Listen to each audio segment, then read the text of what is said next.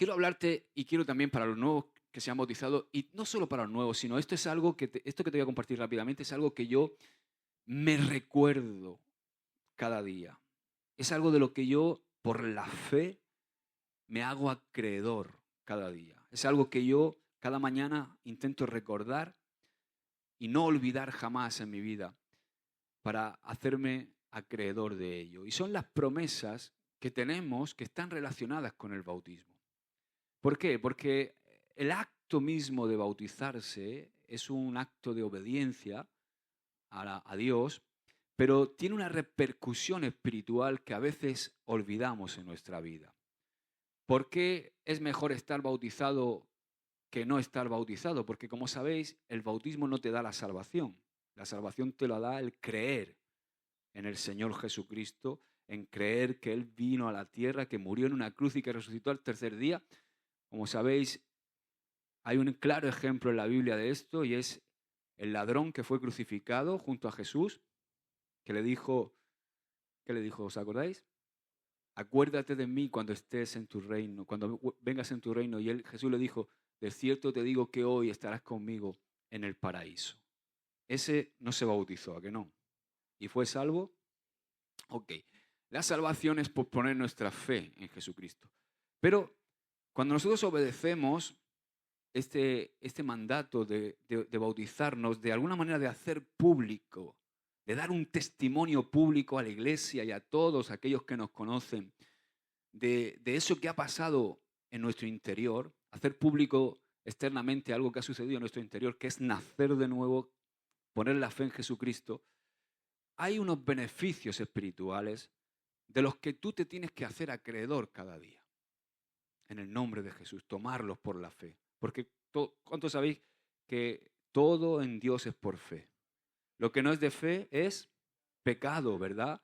Entonces, nosotros por la fe nos hacemos acreedores de todo lo que Dios tiene para nuestra vida.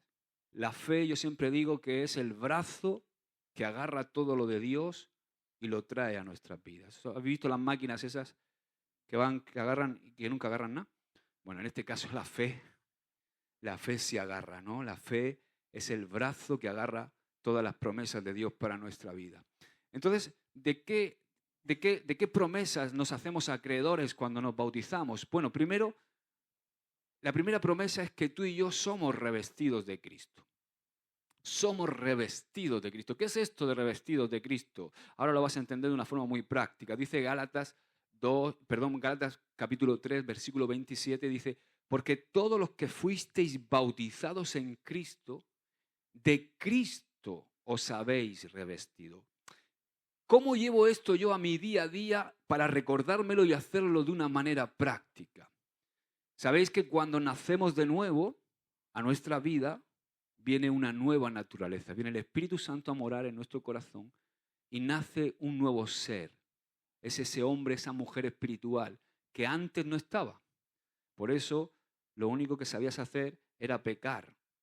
Como tú y como yo, antes de conocer al Señor, no teníamos otra forma de vida, pero cuando nacemos de nuevo, el Espíritu Santo viene a morar en nuestro corazón y nace una nueva mujer, nace un nuevo hombre en nosotros, que es el hombre espiritual. De repente en nosotros se empiezan a operar dos naturalezas, nuestra vieja naturaleza carnal y nuestra nueva naturaleza espiritual. Comienzas a tener conciencia de pecado, comienzas a anhelar las cosas de Dios, comienzas a sentirte emocionado, comienzas a sentir una inclinación por lo de Dios que antes no tenías. Quieres agradar de repente a Dios, quieres alejarte del pecado. Hay una lucha en tu interior que lucha el nuevo hombre espiritual con el viejo hombre carnal. ¿Ok? Entonces, a través del bautismo lo que yo estoy es revistiéndome de Cristo. Lo dice ahí, porque todos los que fuisteis bautizados en Cristo, de Cristo os habéis revestido. ¿De qué quiere decir revestirse de Cristo? Es revestirse de esa nueva naturaleza, revestirse de ese nuevo hombre espiritual. ¿Cómo le significo yo esto muchas veces para explicárselo a mis hijos? Hijos, cuando yo me levanto por las mañanas, nada más levantarme, lo primero que hago cuando pongo mis piececitos en el suelo, digo, Señor, en el nombre de Jesús hoy me despojo de mi viejo hombre, lo dejo colgar en la percha y cojo el vestido de Cristo y me lo pongo en el nombre de Jesús. ¿Para qué? Para que en mí se manifieste el amor, el gozo, la paz, la paciencia, la bondad, la benignidad, la fe, la mansedumbre y el dominio propio. ¿Con quién? Pues nada, que me doy la vuelta con la primera, con mi mujer. ¿Por qué? Porque si yo todas las mañanas no me quito el traje de Josué y me pongo el de Cristo, a los 2 minutos tengo cuernos y rabo.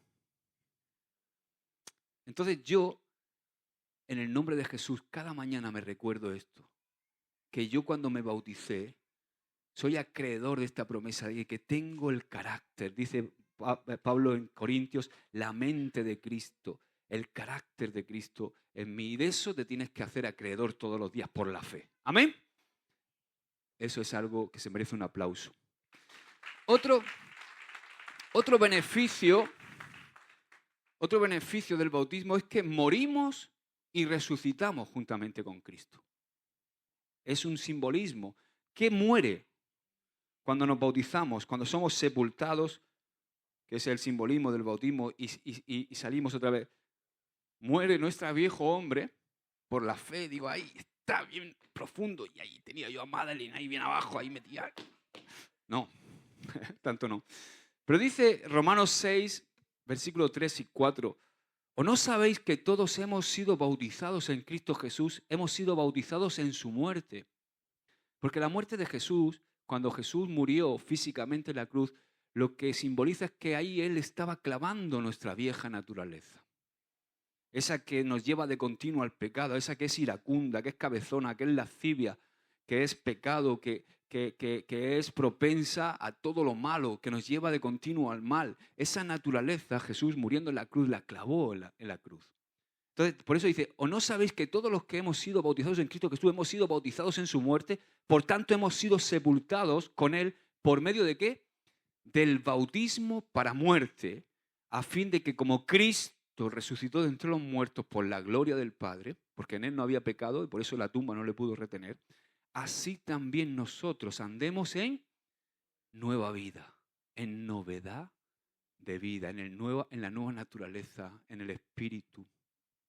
Y dice Romanos, sigue diciendo, verso 5, en Romanos 6, dice, porque si hemos sido unidos a Él en la semejanza de su muerte, ciertamente lo seremos también en la semejanza de su resurrección, sabiendo esto, que nuestro viejo hombre, esa vieja naturaleza, cabezona, fue crucificado con Él para que nuestro cuerpo de pecado fuera destruido a fin de que ya no seamos esclavos del pecado. Di conmigo, yo ya no soy esclavo del pecado. Y esto es algo que yo me apropio, aleluya, cada día, porque el bautismo tiene este beneficio. Yo ya no soy esclavo del pecado.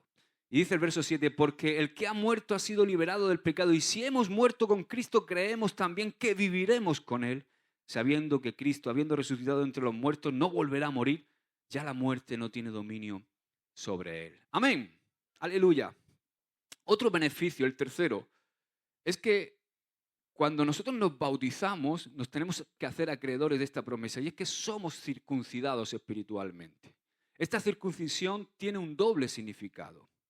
Por una parte, es un corte con el poder de la carne para vencer el pecado en nuestra vida. Como sabéis, en el antiguo pacto, los niños varones al octavo día eran circuncidados como un pacto, era una señal de entrar en el pacto. Es algo que Dios estableció dentro de la ley, pero también sabéis que la ley es un símbolo que se cumple en Cristo Jesús en el Nuevo Testamento y tiene toda una simbología. Entonces, dice Colosenses, fíjate cómo Pablo lo explica, capítulo 2, verso 9 al 14, dice, porque toda la plenitud de la deidad reside corporalmente en Él, en Cristo. Dice el 10, y habéis sido hechos completos en Él, que es la cabeza sobre todo poder y autoridad. En Él también fuisteis circuncidados con una circuncisión no hecha por manos. O sea, no está hablando de una circuncisión hecha por manos, al quitar el cuerpo de la carne mediante la circuncisión de Cristo, habiendo sido sepultados con Él en el bautismo, en el cual también habéis resucitado con Él por la fe. ¿Por qué?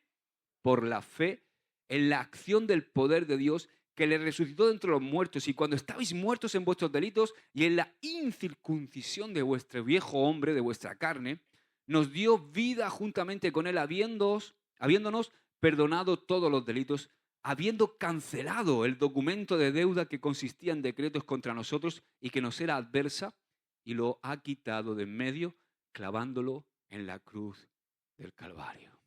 Amén. Es un corte. Fijaos que en lo natural, en el antiguo pacto, se producía un corte en el prepucio, era un corte en la carne, ¿verdad? Y eso es lo que simboliza espiritualmente hablando, trasladándolo y aplicándolo ahora a nosotros. Cuando nosotros nos bautizamos, estamos cortando con la carne, cortando con todo eso que nos lleva de continuo al pecado. Y en este texto se nombran dos cosas que han sido quitadas. Dice que ha sido quitado el documento de deuda. Ese documento de deuda consistía en decretos que están contra nosotros.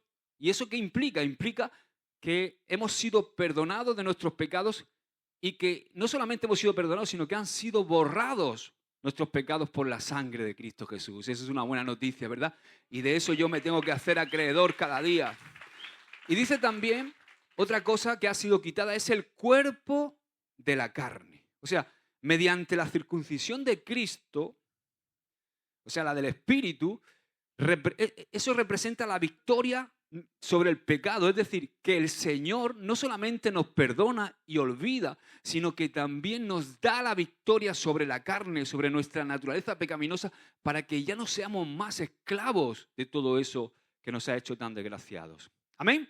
Dice Romanos 6, 17, pero gracias a Dios que aunque erais esclavos del pecado, os hicisteis obedientes de corazón a aquella forma de enseñanza a la que fuisteis entregados. Éramos esclavos. Digo conmigo, yo era esclavo, ahora no.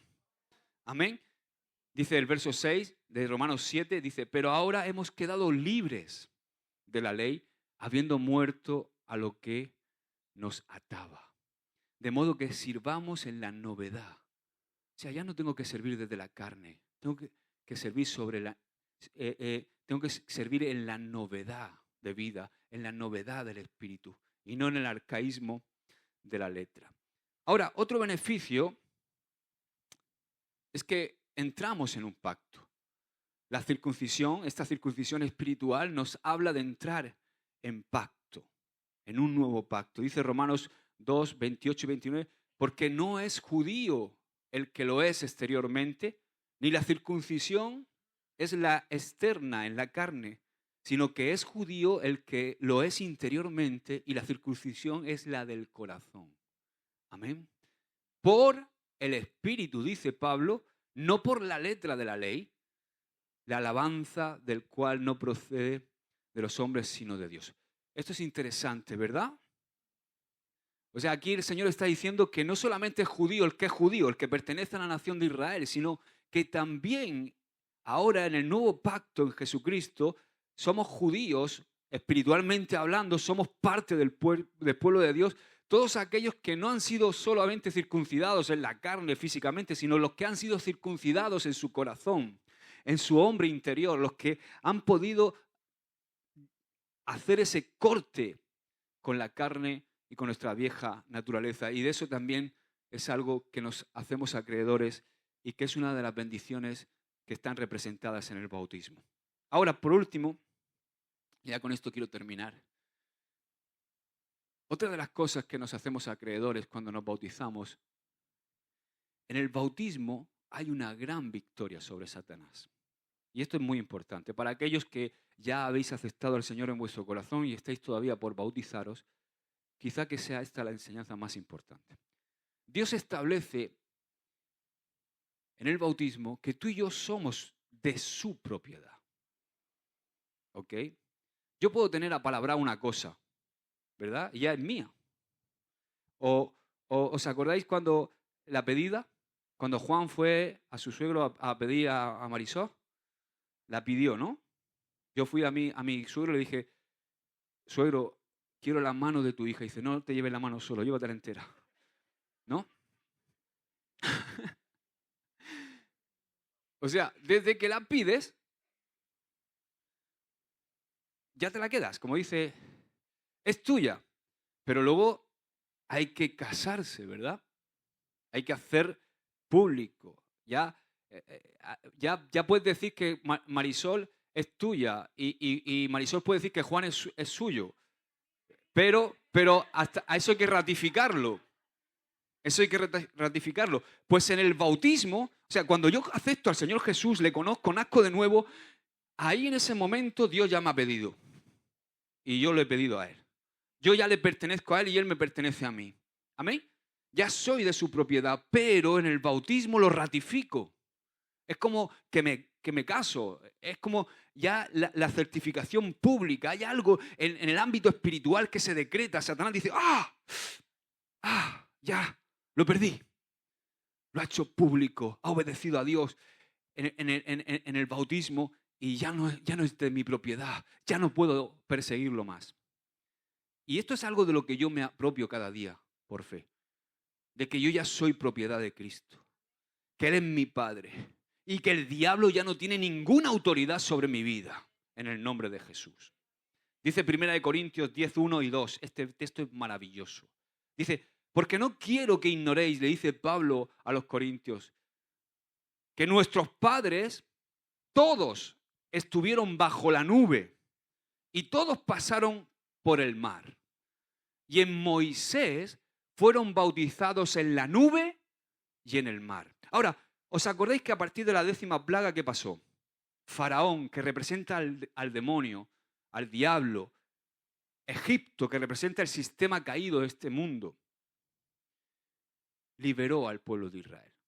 De repente, en la 10ª plaga, que fue la muerte de los primogénitos, Jesús mató en la cruz del Calvario, ¿a quién mató? A la muerte y al pecado. Amén. Mató a los primogénitos del diablo. Y resulta que ahí Faraón decide dejarlos salir. Y el pueblo sale. ¿Hasta dónde llegó el pueblo? Hasta el Mar Rojo. Resulta que Faraón, después de dejarlos salir, se arrepiente. Y sale tras ellos. Y sabes que hay un momento cuando tú aceptas al Señor Jesús en tu vida, que Faraón te deja ir. Te suelta. Pero de repente dice, hey, no se ha bautizado, pero todavía puedo echarle mano. Voy a ir a por él. Voy a ir en sus debilidades, todo lo que representa el mundo, todo lo que representa nuestras debilidades, nuestra carne. Y voy a perseguirlos. Pero resulta, volviendo al pueblo de Israel, que el pueblo de Israel llega al borde del Mar Rojo. Y cuando salieron de Egipto, porque Dios siempre está pendiente de su pueblo y no se le escapa ningún detalle, resulta que cuando era de día en el desierto, ¿qué tenían? Una nube. ¿Por qué? Porque hace mucho calor. Y Dios dice, no, mi pueblo no se va, no hay bronceador, no hay crema protectora. Les voy a poner una nube que los cubra para que puedan soportar el calor del desierto. ¿Qué pasa en el desierto por la noche? ¿Sabéis por qué no hay rocas en el desierto? Porque hay unos cambios de temperatura tan fuertes que se rompen, se quiebran las rocas y se convierten en arena. Porque puedes pasar de estar a 45 grados en la mañana a estar a bajo cero en la noche. Entonces, ¿qué pasaba de noche en el desierto? Que hacía frío. ¿Y qué es lo que había? Una columna de fuego. Una calefacción. ¡Aleluya! El Señor te cubre con su nube cuando el sol calienta y te cubre con su fuego cuando la cosa se pone fría. ¡Aleluya! ¡Amén! Entonces resulta que llegan al Mar Rojo y cuando llegan al Mar Rojo, ¿qué hacemos? Madre mía, Satanás, que representa a Faraón, viene detrás persiguiéndolos. Dice que estaba la columna de fuego intentando evitar que pasaran, ¿no? Pero resulta que entonces el Mar Rojo se abre.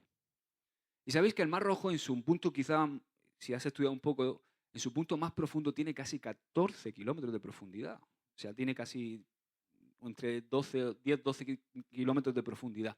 Entonces, cuando el pueblo desciende y se introduce en el Mar Rojo, imaginaos el millón de personas atravesando esos no sé cuántos kilómetros son ahora mismo, pero 5, 6, 7, 8 kilómetros de distancia. Cuando ya estaban debajo, ¿qué tenían a este lado? Agua. ¿Y a este? Agua. ¿Y encima? La nube. ¿Qué es la nube? Agua. O sea que lo que estaba pasando ahí es que el pueblo, por eso Pablo, que lo entiende, lo dice ahí, dice, el pueblo de Israel estaba siendo bautizado en el mar. Y cuando salieron al otro lado, cuando el último hebreo cruzó el Mar Rojo y iba Faraón con sus carros de a caballo persiguiendo al pueblo de Israel, ¿qué pasó? Y ese fue el corte definitivo. Faraón jamás pudo ya ponerle la mano encima al pueblo de Israel. Hubo un corte con Egipto, hubo un corte con Faraón. Y eso es lo que simboliza por la fe. Yo cada mañana digo, en el nombre de Jesús, cuando yo me bauticé, hice un corte con el diablo. El diablo ya no tiene autoridad en mi vida. El sistema de este mundo ya no me domina. En el nombre de Jesús soy libre. Ahora le pertenezco a Cristo Jesús. Este momento de la historia, este momento, el cruce del Mar Rojo fue lo que hizo a Israel, el pueblo de Dios, y a Dios, el Dios de Israel. Amén. Así que tú, los que os habéis bautizado, en el nombre de Jesús, haceros acreedores de esta gran victoria. Ya el diablo no tiene autoridad sobre tu vida. Ya el sistema de este mundo no te gobierna, sino que tú eres de Cristo Jesús. Y Él te guarda, te cubre con su nube y te cubre con su fuego. Aleluya.